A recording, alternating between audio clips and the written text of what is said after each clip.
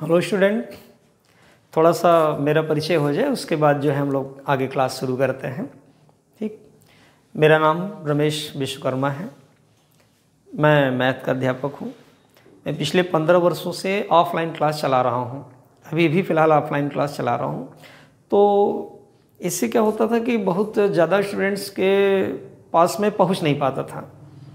तो ऑनलाइन एक माध्यम है जिसकी वजह से मैं ज़्यादातर स्टूडेंट के पास एक प्रकार से पहुंच सकता हूं। मैथ्स का क्लास पढ़ाता हूं, कंपटीशन का क्लास पढ़ाता हूं। तो आइए शुरुआत करते हैं मैथ के क्लास में। सबसे पहले हम शुरुआत करते हैं नंबर सिस्टम की, यानी संख्या पद्धति की।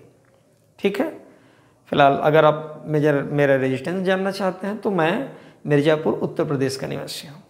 ठीक, आइए हम लोग नंबर सिस्टम शुरू करते हैं मैथ के क्लास में, पहले अंकगणित से। ठीक है, ध्यान दें। देखिए, अंकगणित, ठीक है भाई, उसके बाद होता है बीजगणित, फिर रेखा गणित। ऐसे कुछ कोर्सेस हैं मैथ के, तो उसमें से हम सबसे पहले शुरू करते हैं अंकगणित। और अंकगणित का भी पहला चैप्टर क्या है? अंकगणित का पहला चैप्टर है नंबर सिस्टम, यानी संख्या पद्धति। और कोई भी मैथ हो उसके बारे में जानने के लिए पहले हमें संख्याओं के बारे में जानना जरूरी होता है। पहले उसका बेसिक जानना जरूरी होता है। जब हम बेसिक ही नहीं समझेंगे, फिर आगे जो टफेस्ट क्वेश्चंस हैं उसको हम कैसे लगाएंगे? ठीक है, तो मैथ का सबसे मूल चीज़ क्या है? बेस। ठीक है, बेसिक। तो मैथ को पहले बेसिक तरीके से पढ़ा जाता है, उसके बाद जो है टेक्निकल तरीके से मैथ पढ़ा जाता है। और अगर कोई बड़ा से बड़ा क्वेश्चन हो या छोटा छोटा या जैसा भी क्वेश्चन हो, आप मैथ का अगर बेसिक जानते हैं तो आप निश्चित तौर पर उसको सॉल्व कर लेंगे। हाँ, थोड़ा सा समय ज़्यादा लग सकता है, इसीलिए मैं पहले बेसिक पढ़ाऊँगा। बेसिक से आपको कम्प्लीटली नॉलेज हो जाएगी। उसके बाद आप शॉर्टकट ट्रिक पढ़ेंगे, तो जिस क्वेश्चन को आप एक एक पेज में लगाते हैं ना, उसको मैं एक एक दो लाइन में आपको बताऊंगा कि इसको कैसे सॉल्व करें। और हम ज़्यादा यहाँ वहाँ की बात नहीं करेंगे। मेन अपनी परीक्षा जो हमें देनी है उस पर फोकस रहेगा हमारा। हाँ भाई, 1 मिनट आधा मिनट, इससे ज़्यादा हम लोग फालतू की बात नहीं करेंगे। ठीक, तो आइए शुरू करते हैं अंकगणित में। कौन सा चैप्टर? Number system. क्लियर है? आइए, जैसे देखिए, संख्या पद्धति।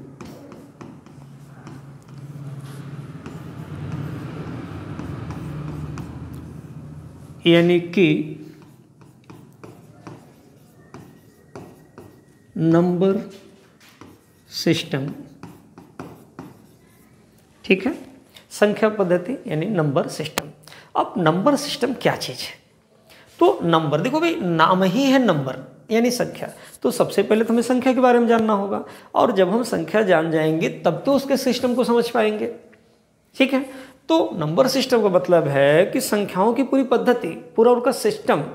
ठीक है, जैसे अब सपोज करिए, मान लीजिए कि चौराहे पर कोई पुलिस वाला है, ठीक है, और आप किसी बात पर उसका कलर पकड़ लेते हैं अगर, तो आपने ध्यान रखिए किसी व्यक्ति का नहीं पकड़ा है कलर, आपने सीधा सिस्टम का पकड़ा है। ठीक है, तो इस हिसाब से सिस्टम मतलब उसमें ढेर सारी चीज़ें जुड़ी होती हैं, उसी को सिस्टम बोला जाता है।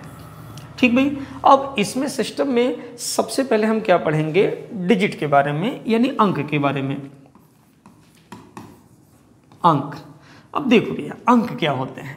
जिसे हम डिजिट, इंग्लिश में डिजिट कहते हैं। तो अंक का मतलब है कि इन्हीं से सारी की सारी संख्याओं का क्या होता है? निर्माण होता है। अब भाई, अंक शुरू कहाँ से होते हैं? तो मोटा मोटा हिसाब हम कह सकते हैं कि 0 से 1, 2, 3, 4, 5, 6, 7, 8 और क्या 9। ठीक है, क्या पूरे अंकगणित में इतने ही अंक हैं क्या? 0 है, 1 है, 2 है, 3 है, 4, 5, 6, 7, 8, 9। इसके अलावा कोई अंक है क्या? नहीं, इसके अलावा कोई अंक नहीं है। ये सब मिला करके ही पूरी संख्या पद्धति बनती है। ठीक भाई, जितनी भी संख्याएं हैं सब इसी अंकों से बनती हैं। क्लियर? अब बात आती है अंक। तो अंक टोटल कितने हुए भाई? 10। इसमें सबसे छोटा अंक क्या हुआ? 0, और सबसे बड़ा अंक क्या हुआ? 9। ठीक है, अब हम बात करेंगे संख्या की। ध्यान रखें, संख्या की। तो क्या अंक को हम संख्या बोलेंगे? ऑफ कोर्स यस बोलेंगे। अंक भी क्या है? संख्या है। ठीक है, अब संख्या पे जैसे हमने लिख दिया 23, ठीक भाई 23, इसे हम क्या बोलेंगे? संख्या, इसे अंक तो नहीं बोलेंगे। हाँ, 2 अलग अगर रहेगा, 3 अलग रहेगा तो ये अंक हैं, लेकिन जब दोनों अंक एक साथ लिख दिए गए, जब दोनों अंक एक साथ लिख दिए गए तो ये अंक नहीं रह गए, ये अपनी पर्सनल जो वैल्यू है ना उससे खो देते हैं, ये सीधा सीधा क्या बन जाएंगे? संख्या। तो हम इसे 2-3 तो नहीं बोल सकते, हम इसे क्या बोलेंगे? 23। क्लियर? इसे हम 23 बोलेंगे। तो जब भी कोई अंक किसी अंक के साथ लिखा जाता है तो सबसे पहले वो अपनी पहचान खो देता है। सबसे पहले वो अपनी पहचान खो देता है, वो एक संख्या बन जाती है। क्लियर? तो अब इस हिसाब से संख्याएं कितनी है भाई? जितना भी लिखना चाहें, मान लीजिए 40, 432, यूं ही अगर हम लिखें तो क्या संख्याएं अनंत तक लिखी जा सकती हैं क्या?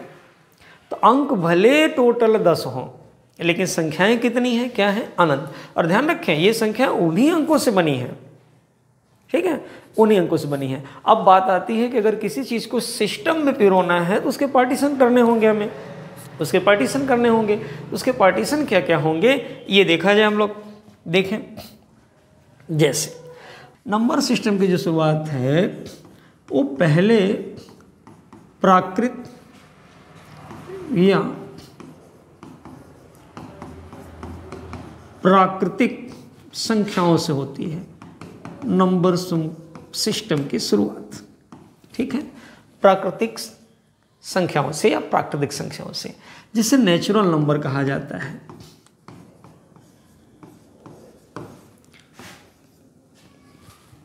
नेचुरल नंबर कहा जाता है। ठीक है, नेचुरल नंबर। अब ये प्राकृतिक संख्याएं कहाँ से शुरू होती हैं, कहाँ तक जाती हैं? ध्यान दें, प्राकृतिक संख्याएं देखिए भाई 1 से शुरू होती हैं और जाती कहाँ तक है? इन्फिनिट तक। 1 से शुरू करके तो जितने भी काउंटेबल नंबर, जितने भी नंबर को काउंट किया जाए वो क्या है? प्राकृतिक संख्या है। जैसे एज एग्जाम्पल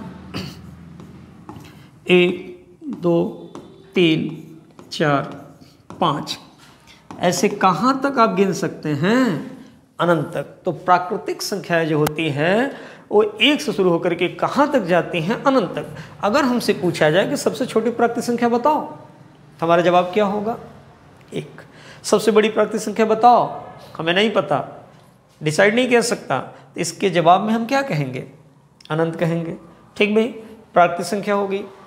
इसके बाद मान लीजिए दूसरे नंबर पर आएगा पूर्ण संख्या। पूर्ण संख्याएं। ठीक भाई, तो जो पूर्ण संख्याएं आएंगी जिसे हम लोग होल नंबर बोलते हैं,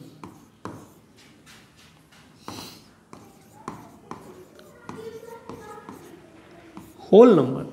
अब ये होल नंबर क्या होती है भाई? बस कुछ नहीं करना है, बस 0 इसके साथ लगा देना है प्राकृतिक संख्या के साथ। बस 0, 1, 2, 3, 4, 5, 6, ऐसे कहाँ तक भाई?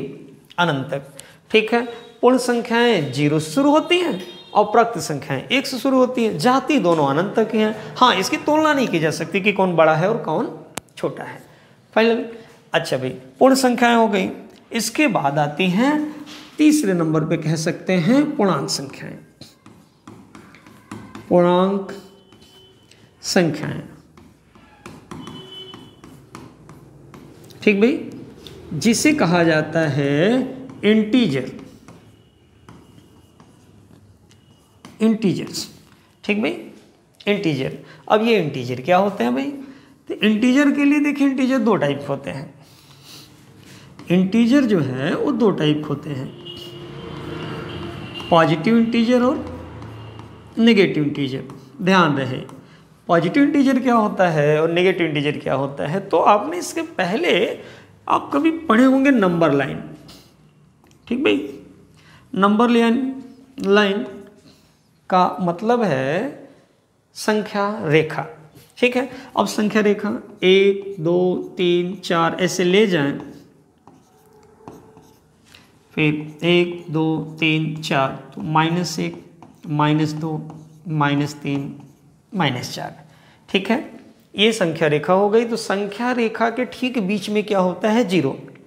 और संख्या रेखा के राइट साइड चलेंगे इधर तो पॉजिटिव नंबर होंगे, और संख्या रेखा के उधर चलेंगे लेफ्ट साइड तो क्या होंगे? Negative number. ध्यान रखें, संख्या रेखा में जब हम लगातार दाएं की तरफ बढ़ते हैं यानी राइट साइड बढ़ते हैं तो संख्या लगातार बढ़ती जाती है, जबकि अगर हम लेफ्ट साइड चलते हैं तो संख्या लगातार क्या होती जाती हैं? घटती जाती हैं। कहने का मतलब है कि 0 से बड़ा 1, 1 से बड़ा 2, 2 से बड़ा 3, 3 से बड़ा 4, ऐसा कुछ। और अगर इधर चलें तो 0 से छोटा -1, -1 से छोटा -2, -2 से छोटा -3, -3 से छोटा -4, ये होता है। ठीक भाई, तो संख्या रेखा के राइट साइड के जितने नंबर हैं वो पॉजिटिव इंटीजर में आएंगे। 1 2 3 4, कहाँ तक भैया? इन्फिनिट तक, अनंत तक। और संख्या रेखा के बाएं साइड लेफ्ट साइड के जितने नंबर आएंगे वो नेगेटिव इंटीजर होंगे। मतलब -1 -2 -3 -4, कहाँ तक? अनंत तक। क्लियर? तो ये हो गया पॉजिटिव इंटीजर और नेगेटिव इंटीजर। क्लियर? अब इसी के साथ एक चीज़ आप और एक देख सकते हैं, इसी के साथ एक चीज़ देख सकते हैं कि ये फिर 0 क्या है भाई? 0 होल नंबर तो है, लेकिन 0 क्या है? तो ध्यान रखें, 0 ना तो पॉजिटिव है और ना ही क्या है? निगेटिव है। 0 ना तो पॉजिटिव इंटीजर है यानी ना धनात्मक संख्या और ना ही ऋणात्मक संख्या है। क्लियर? तो बात आती है फिर 0 है क्या भाई? न तो धनात्मक है न ऋणात्मक है, तो क्या है? तो 0 भाई देखो कि 0 है। ठीक, तो 0 के लिए एक बात और आती है कि हम इसे अगर रखना होगा तो किस ग्रुप में रखेंगे? पॉजिटिव वाले में रखेंगे कि नेगेटिव वाले में? जबकि हम कह रहे हैं कि 0 ना तो पॉजिटिव है और ना ही नेगेटिव है। तो हाँ, एक चीज़ और ध्यान रखिएगा कि ये जो प्राकृतिक संख्याएं हैं ना, यही सब हैं पॉजिटिव इंटीजर। अब हम 0 की बात कर रहे थे, तो देखो भैया 0 के लिए क्या होता है कि ना तो धनात्मक है और ना ही क्या है? ऋणात्मक है क्या? तो गैर धनात्मक पूर्णांक, गैर धनात्मक पूर्णांक, और एक हेडिंग होता है गैर ऋणात्मक पूर्णांक। ठीक भाई, गैर धनात्मक पूर्णांक और गैर ऋणात्मक पूर्णांक। तो 0 जो है क्या गैर धनात्मक में आएगा? 0 क्या गैर ऋणात्मक में आएगा? तो इसका सीधा जवाब है कि 0 जो है अगर ये पॉजिटिव नहीं है, 0 अगर नेगेटिव नहीं है, दोनों नहीं है, तो क्या इसमें आएगा? तो आप ऐसे समझिए कि गैर धनात्मक पूर्णांक, इसका मतलब है कि इसमें वही नंबर आएंगे जो धनात्मक ना हो। तो आप बताइए मुझे कि क्या 0 धनात्मक है क्या? नहीं। तो जब 0 धनात्मक नहीं है तो इसमें आएगा। और दूसरा नंबर देखें, अगर गैर ऋणात्मक पूर्णांक, गैर ऋणात्मक पूर्णांक, तो 0 अगर ऋणात्मक नहीं है और इसमें लिखा है गैर ऋणात्मक, यानी जो ऋणात्मक नहीं होंगे वही आएंगे। तो क्या 0 ऋणात्मक है क्या? नहीं। तो 0 इसमें आएगा। ठीक भाई, तो 0 ना तो पॉजिटिव है ना तो नेगेटिव है, लेकिन दोनों ही कंडीशन में 0 गैर धनात्मक में भी आ जाएगा और गैर ऋणात्मक में भी आ जाएगा। करते हैं अभाज्य संख्या के बारे में। अभाज्य संख्या, ध्यान दे भाई, अभाज्य या ऋण या असंयुक्त संख्याएं। ठीक, अभाज्य या ऋण या असंयुक्त संख्याएं, जिसे कहा जाता है प्राइम नंबर। ठीक है भाई, प्राइम नंबर्स। अब ये क्या है? तो देखें, या तो अभाज्य हम बोलें या ऋण बोलें या फिर असंयुक्त संख्याएं बोलें, ये होते हैं क्या? यहाँ देखें एग्जाम्पल से ध्यान दें भाई। वे संख्याएं अभाज्य कहलाती हैं जो स्वयं और एक यानी 1 के अलावा और किसी से विभाजित ना हो, उसे हम क्या कहेंगे? अभाज्य संख्या। जैसे 2, 3, 5, 7, 11, 13, 17, 19, ऐसे कहाँ तक? अनंत तक। ठीक, तो 0 तो है नहीं इसमें, लेकिन 2, 3, 5, 7, 11, 13, 17, 19 है। ये क्या है? ये अभाज्य संख्याएं हैं। अभाज्य संख्याओं की पहचान क्या है? अभाज्य संख्याएं केवल और केवल 1 से या स्वयं से विभाजित होती हैं बस, और ये किसी से विभाजित नहीं होती। ये बात ध्यान रखिएगा, एकदम ध्यान रखिएगा कायदे से, कि ये एक या स्वयं से ही विभाजित हो सकती है, उसके अलावा और किसी विभाजित ना हो तो संख्याएं क्या है? अभाज्य संख्या है। ठीक, अब अभाज्य संख्याओं में सबसे छोटी अभाज्य संख्या कौन है? तो अभाज्य संख्याओं में सबसे छोटी अभाज्य संख्या कौन है? 2 है। सबसे छोटी अभाज्य संख्या 2 है, उससे बड़ी 3, 5, 7 ऐसे चले जाइए। तो क्वेश्चन हमसे पूछा जाता है कि सबसे छोटी अभाज्य संख्या बताओ, तो सबसे छोटी अभाज्य संख्या कौन है? 2 है। और ये एक लौती ऐसी संख्या है जो सम भी है, बाकी सारी की सारी संख्याएं क्या हैं?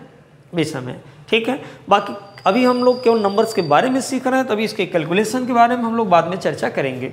अभी हम पहले नंबर सीख लें, उसके बाद हेडिंग बाय हेडिंग में आपको पढ़ाऊंगा और बाकायदा जल्दी से जल्दी ये चैप्टर ख़त्म करके क्लियर कर दूंगा। और यूपीपी, यूपीएसआई या एसएससी जीडी में इससे बाहर से क्वेश्चन आने की कोई संभावना ही नहीं है, इतना भरोसा रखिए। ठीक है, ये हो गया भाई अभाज्य संख्याएं क्लियर। अब अभाज्य संख्याओं में एक होती है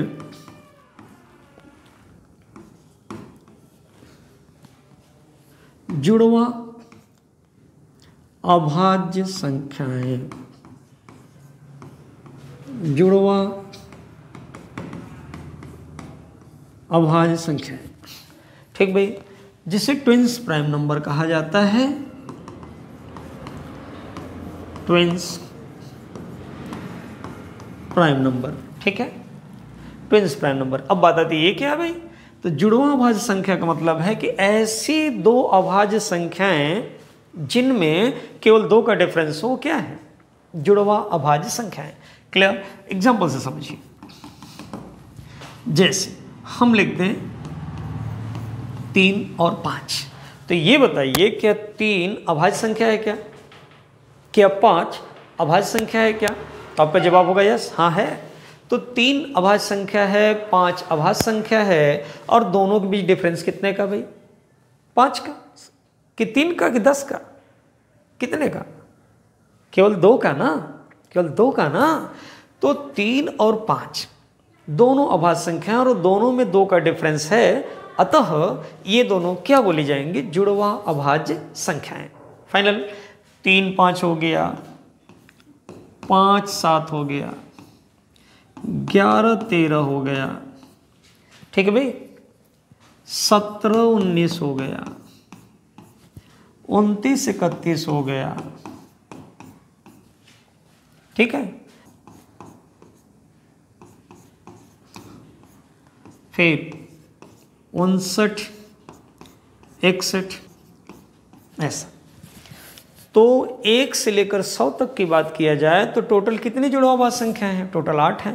1 2 3 4 5 6 7 8, ठीक भाई। सब में 2 का डिफरेंस है। क्या क्या जुड़वा अभाज्य संख्याएं क्लियर हुई? तो हम कहेंगे कि 1 से 100 तक कुल, 1 से 100 तक कुल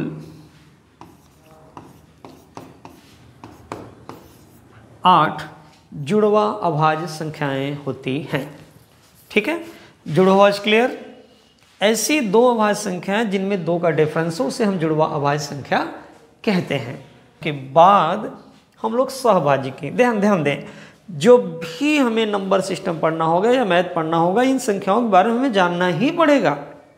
भले इसके लिए 1 घंटे 2 घंटे लग जाए, लेकिन ये जानना ही होगा। ये जान लेंगे तो उसके बाद कोर्स की रफ्तार अपने आप बढ़ती चली जाएगी, उसमें कोई चिंता की बात ही नहीं है। देखिए अब इसके बाद आता है भाई सहभाज्य। अभाज्य संख्याएं। ठीक भाई, सहअभाज्य संख्याएं, सहअभाज्य संख्याएं जिसे क्या कहा जाता है भाई, को प्राइम,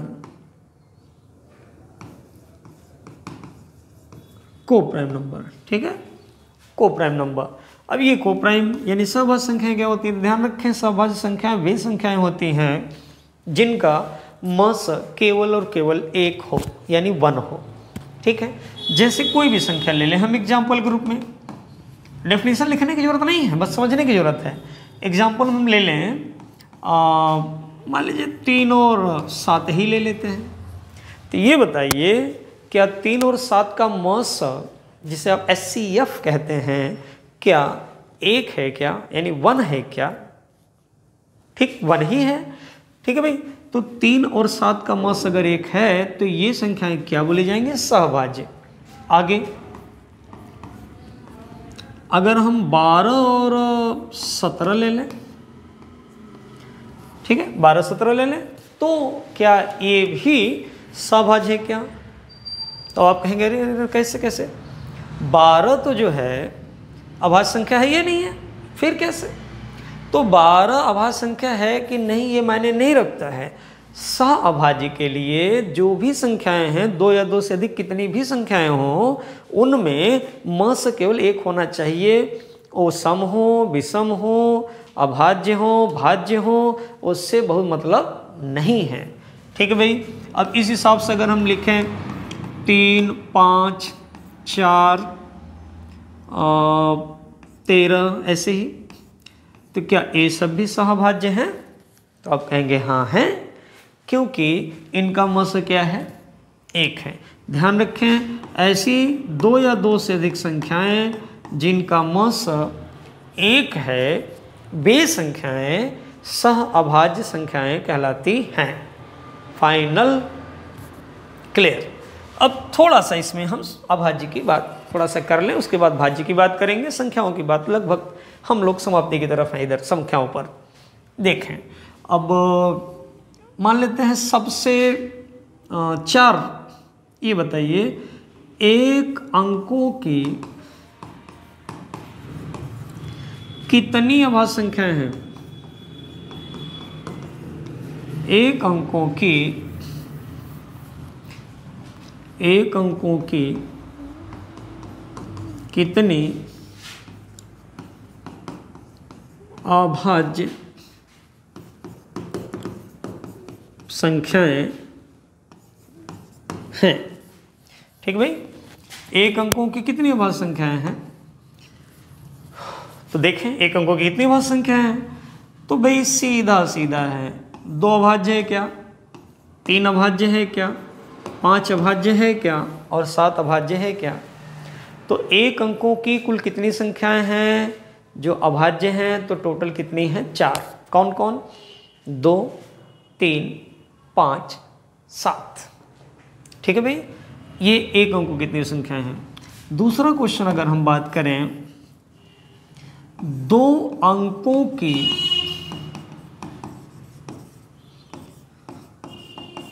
सबसे छोटी, 2 अंकों की सबसे छोटी अभाज्य संख्या। तो जब 2 अंकों की सबसे छोटी अभाज्य संख्या लिया जाएगा तो हमारा जवाब क्या होगा भाई? तो क्या हमारा जवाब 11 होगा क्या? ठीक है भाई, और 2 अंकों की ही सबसे बड़ी अभाज्य संख्या की बात किया जाए तो क्या हमारा जवाब 97 होगा क्या? क्लियर करिएगा। ठीक है भाई, अगर थोड़ी सी भी कंफ्यूजन हो तो कमेंट बॉक्स में लिख कर बताइएगा कि नहीं सर ऐसा नहीं होना चाहिए, ये नहीं ये होगा।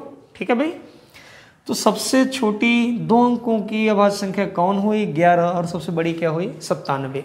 क्लियर। अब भाई 1 से लेकर 50 तक कुल कितनी अभाज्य संख्याएं होती हैं? तो ध्यान रखें 15 होती हैं। और 51 से लेकर के 100 तक कुल कितनी अभाज्य संख्याएं होती हैं? तो 10 होती हैं। तो इस हिसाब से कहें अगर हम, तो 1 से 100 तक कुल कितनी अभाज्य संख्याएं हैं? तो कितनी है भाई, कितनी है वो टोटल 25 है। क्लियर, ये टोटल 25 अभाज्य संख्याएं हैं। फाइनल अभाज्य संख्याएं क्लियर हुआ, कोई दिक्कत नहीं। 3 अंकों की सबसे छोटी भाज्य संख्या क्या है, 101 है ना। 4 अंकों की सबसे छोटी भाज्य संख्या क्या है, 1009। हाँ, 1 से 100 तक टोटल कितनी थी, 25। तो 1 अंकों की कुल कितनी हो गई, 4। तो फिर 2 अंकों की कुल कितनी संख्या हुई, 21 हुई। ठीक है, तो 2 या 2 से अधिक अंकों की 2 या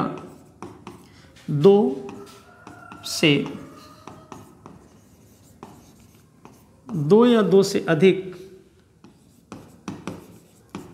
अंकों की कोई भी 2 या 2 से अधिक अंकों की कोई भी अभाज्य संख्या अगर है तो उसका इकाई अंक कभी भी, उसका इकाई अंक कभी भी 0, 2, 4, 5, 6, 8 नहीं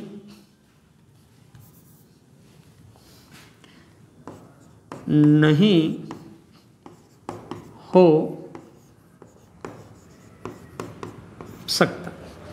ठीक है भाई, 2 या 2 से अधिक अंकों की कोई भी भाज्य संख्या है तो उसका इकाई अंक कभी भी 0, 2, 4, 5, 6, 8 नहीं हो सकता।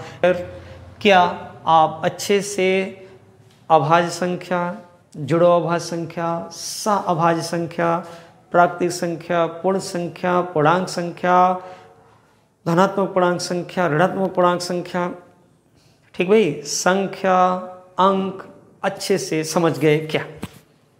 क्लियर? कोई भी कंफ्यूजन हो जरूर हमें कमेंट बॉक्स में बताएं। ठीक है, अब आगे आइए।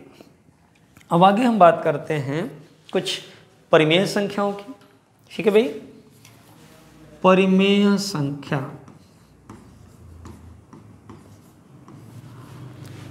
परिमेय संख्या, ठीक है भाई, इसे रेशनल नंबर कहा जाता है।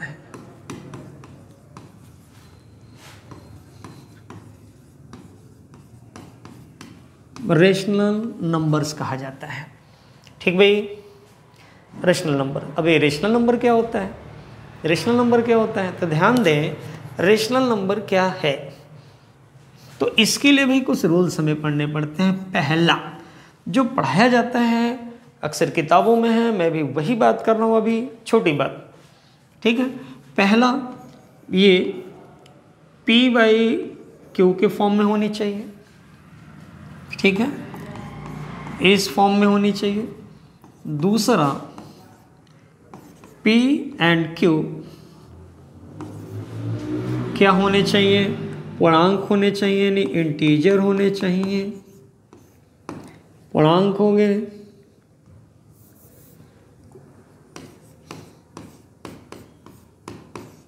पूर्णांक होने चाहिए।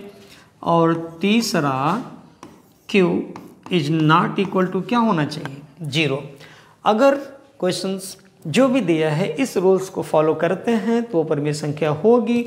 अगर इसमें से कोई भी एक भी रूल्स अगर फॉलो नहीं किया या एक और रूल फॉलो नहीं किया तो वो परिमेय संख्या नहीं होगी। आगे बढ़ते हैं हम लोग।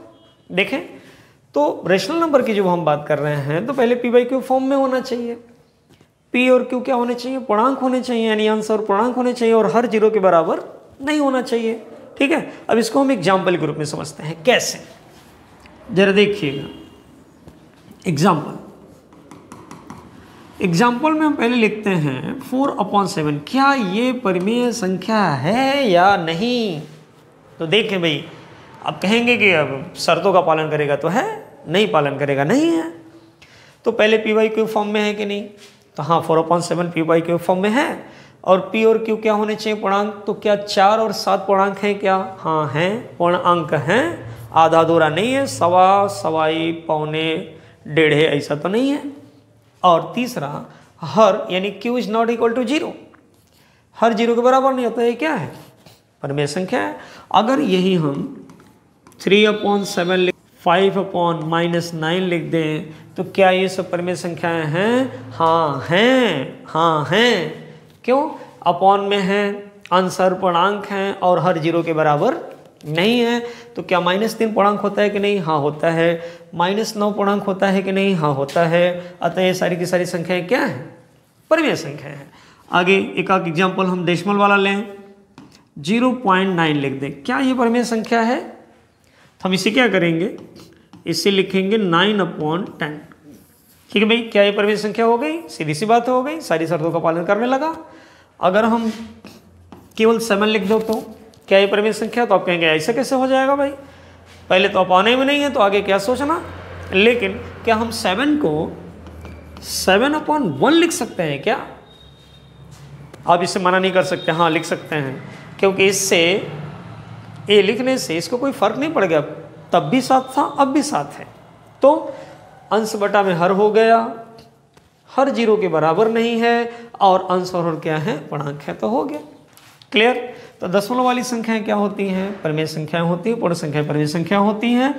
√25/16 ये परिमेय संख्या है कि नहीं, हाँ है, क्योंकि 25 का वर्गमूल क्या होगा 5 और 16 नीचे, इन शर्तों का पालन करने लगा, अतः यह क्या है, परिमेय संख्या। ठीक भाई, ये परिमेय संख्या है। अब कुछ और डेसिमल नंबर की बात कर लें। अभी हम बात कर रहे हैं उसकी जो परिमेय संख्या है, अभी हमने ये बात नहीं किया कि कौन परिमेय संख्या नहीं है। जैसे 0.3333 ऐसे डॉट लगा दिया गया है, तो क्या ये परिमेय संख्या है, तो देखो भाई परिमेय संख्या कब आप बता सकते हो, जब ये क्लियर कर सको कि इसके बाद कौन सा नंबर आएगा तो परिमेय संख्या है। अब ये 3 लिखा है तो यहाँ क्या आएगा, निश्चित तौर पे 3 आएगा, अतः यह क्या है, परिमेय संख्या है। इसी को आगे हम लोग अभी पढ़ेंगे, 0.3 पे बार कहते हैं। ठीक भाई, ध्यान रखें। और अगला एग्जाम्पल, एक और एग्जाम्पल लीजिए परिमेय संख्याओं का। 3.14 क्या है, परिमेय संख्या है। ठीक भाई, 22/7 क्या है, परिमेय संख्या है। तो बाकी जो है ये तो रही परिमेय संख्याओं की बात। कल हम आपको अपरिमेय संख्याओं के बारे में बात करेंगे आपसे। ठीक भाई, हम सम संख्या की बात करेंगे, हम विषम संख्या की बात करेंगे, ठीक है, हम कुछ और संख्याओं की बात करेंगे। तो ये लगभग 10 मिनट में कंप्लीट हो जाना चाहिए। उसके बाद हम लोग heading by heading number system को समझेंगे, जिससे आप कोई भी परीक्षा देना चाहो तो उससे आपको कोई समस्या आनी ही नहीं है, गारंटी ले लीजिए। ठीक है, तो फिर कल मिलते हैं। जय हिंद।